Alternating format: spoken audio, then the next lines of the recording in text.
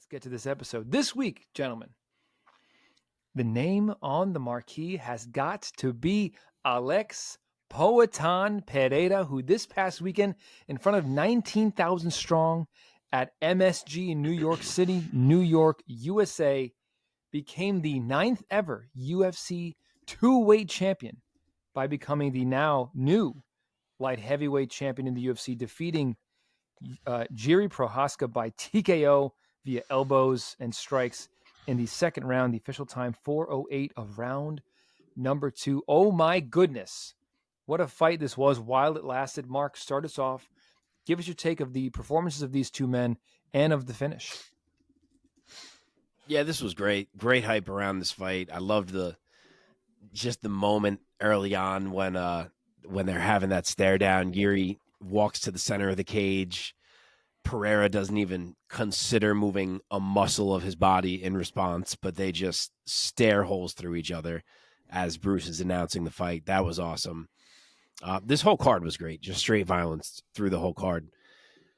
But yeah, I mean, it was a good fight. We didn't get the crazy fight I think a lot of us were hoping for, that was, more akin to like the Jiri Glover type of back and forth craziness. I mean, no one thought it was going to be that level of craziness, but I think we thought we might see some. Really what we just got is Alex Pereira again establishing his dominance. The guy is now a two-weight champion, 11 fights into his pro MMA career, which is nuts. And obviously he has tons of pro kickboxing experience, but it's still crazy to consider that 11 pro fights into his MMA career, the dude is the champion of 2 UFC weight classes, or I shouldn't say has been. And he's different, man, because we know, of course, he's this elite level striker, but usually when you think about guys who you give that title to, like let's say an Anderson Silva or Adesanya or Connor, all these guys, you think about the way they move and the traps they set and the variety of strikes they throw and the beauty of their games. Whereas Alex Pereira just kind of stands there and does two things. He throws a right calf kick, his right leg, I mean, kicking his opponent's lead leg, and he throws a death touch left hook. And he does both of those things while barely even moving. Like he doesn't have any of the flashiness of these typical elite strikers that you talk about. I mean, you can barely even tell that the calf kick is coming. And the left hook, he doesn't have to really do anything. It can knock you out from 5 inches away with no windup.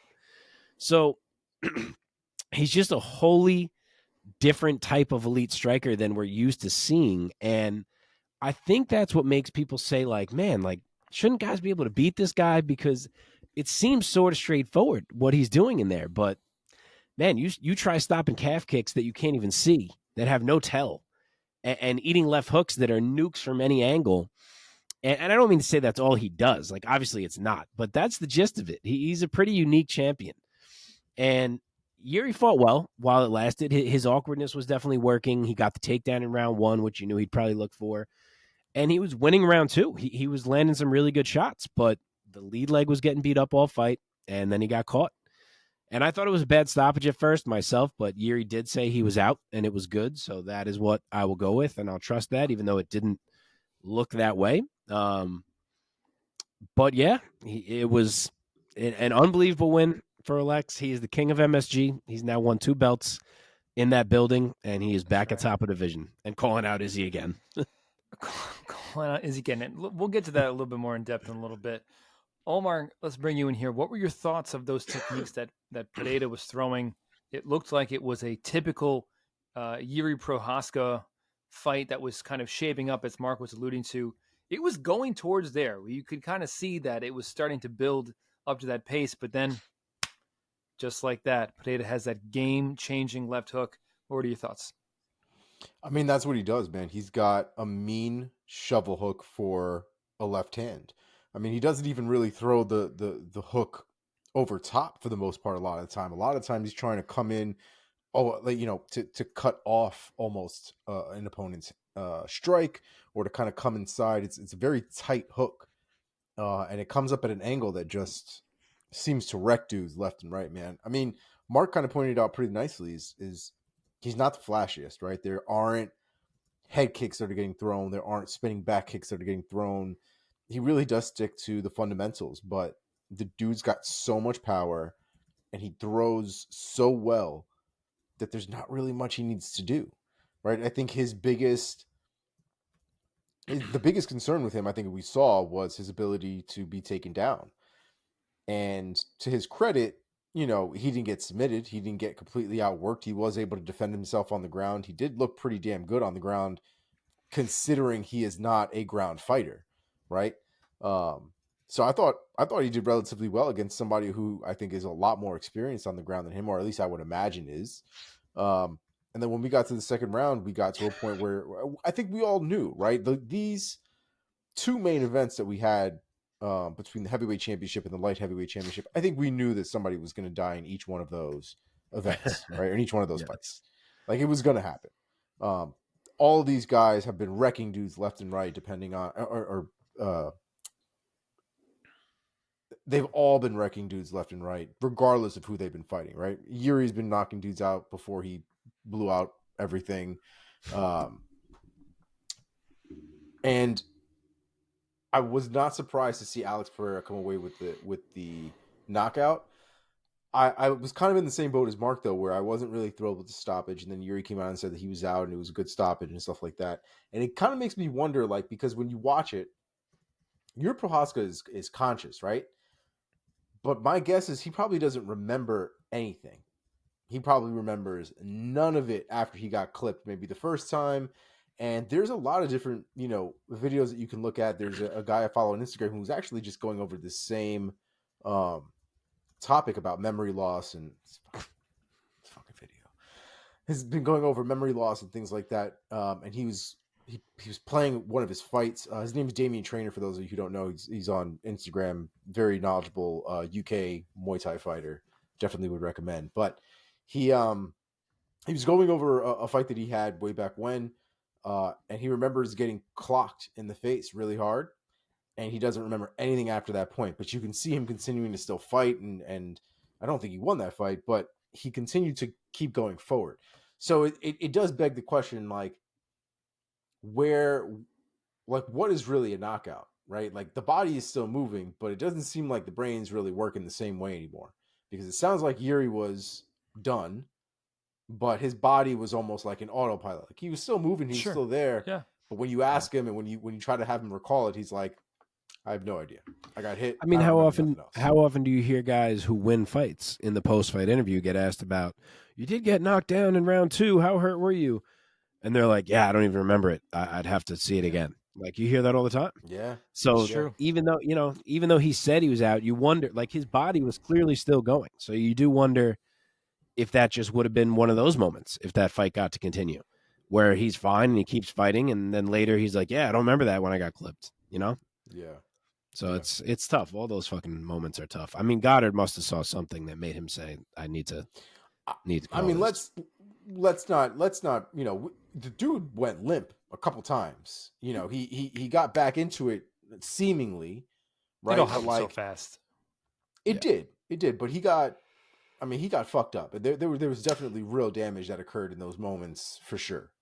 And the way that he fell, not just did he fall back, but he fell back with and Pereira fell on top of him, mounting him. In mount. So so Pereira wasn't going anywhere. So Goddard, in all likelihood, was saving Prochazka from, many more devastating shots. Yep. Very possible. I mean, Prochazka not protesting it makes it easy for me. I'm fine. Same. For sure.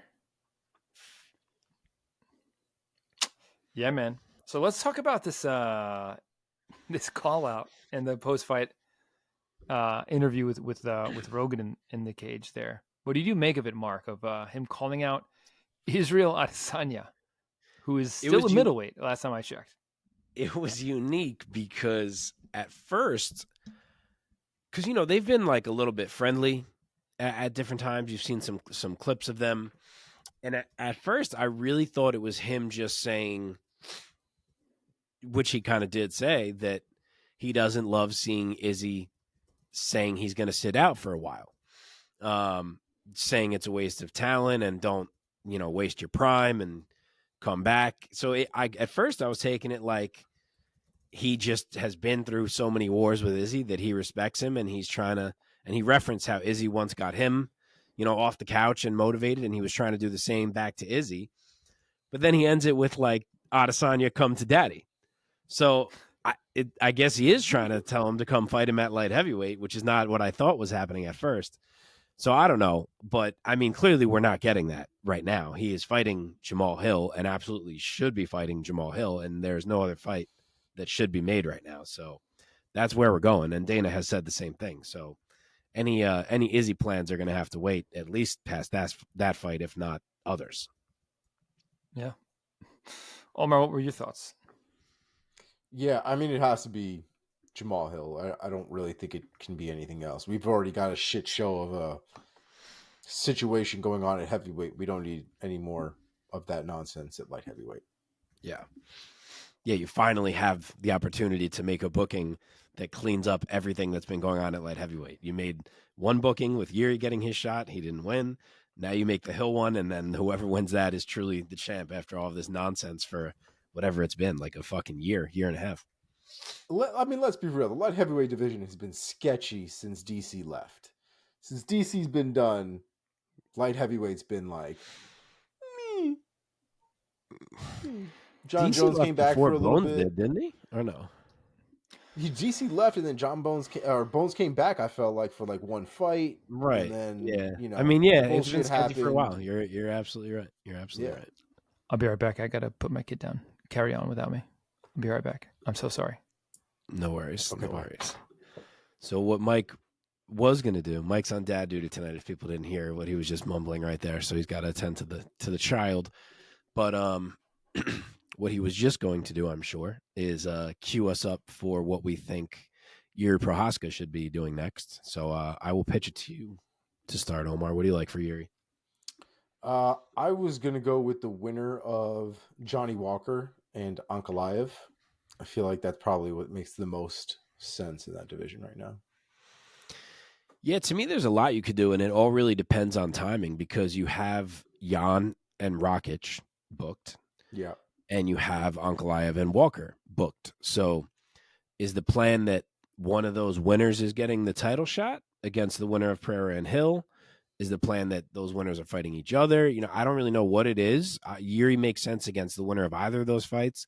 And he also makes sense against Nikita Krylov, who's been chilling for a while and is on a crazy hot streak and has no one to fight. So if Jiri wants to be active and those other two fights are booked, I don't hate booking Jiri and Krylov either because someone probably dies in that fight too. That'd be a crazy fight. Yeah. Yeah. Man, I feel like we should wait for Mike to get into the next fight. I feel weird beginning it without him. How soon do we think this man will be back? I have no idea. I mean, you probably know better than I do with the children. Yeah. But let's get into it and hope he comes back. The Izzy thing really makes no sense to me because he even say Pereira beats Hill. Izzy getting a title shot would still be completely ridiculous. Yeah. Like he'd have to come back and beat someone and not a middleweight. He'd have to take a light heavyweight fight. And I mean, all these names we just said, like Ankalaev, especially if he beats Walker, has a hell of a case for a title shot. Jan is right there. I mean, Rakic, if he's back in the mix, like all these dudes, you can't just leapfrog this whole fucking group of guys with Izzy. So it was different when they thought Pereira might become light heavyweight champ while Izzy was still middleweight champ. Then it's very easy to be like, boom, we're doing this again, title versus title. But that ship has kind of sailed in my opinion. So yeah, I think Pereira just wants the pay-per-view points there. I think he just knows that it's a big sell, regardless of the reason or the whys. Yeah, I mean that's fair enough. I'm sure.